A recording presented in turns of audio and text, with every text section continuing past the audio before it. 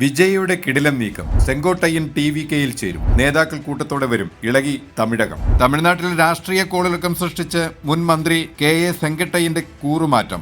AIDMKയിൽ നിന്ന് പുറത്താക്കപ്പെട്ട അദ്ദേഹം നാളെ വിജയ് നേതൃത്വം നൽകുന്ന TVKയിൽ ചേരുമെന്നാണ് വാർത്ത.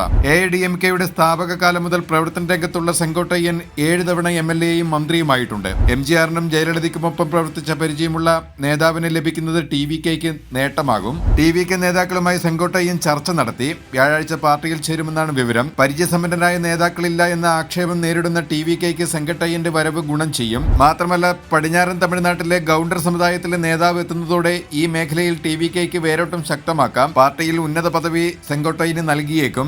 O Panneerselvam, TDVM Dinakaran, VK Sasikala തുടങ്ങിയ AIDMK പുറത്താക്കിയ മുതിർന്ന നേതാക്കളുമായി ചർച്ച നടത്തുകയും ഒന്നിച്ചു നിൽക്കണമെന്ന് ആവശ്യപ്പെട്ടതുമാണ് സെങ്കട്ടയ്യനെ AIDMK പുറത്താക്കാൻ കാരണം. AIDMK നേതാക്കൾ ഒറ്റക്കെട്ടായി നിൽക്കണമെന്ന് BJP ആവശ്യപ്പെട്ടിരുന്നു. ഇതിനെ പിന്തുണച്ച സെങ്കോട്ടയ്യൻ അമിത്ഷായുമായി ചർച്ച നടത്തിയിരുന്നു. അതിനു പിന്നാലെയാണ് ഇപ്പോൾ വിജയുമായി കൈകോർക്കുന്നത്.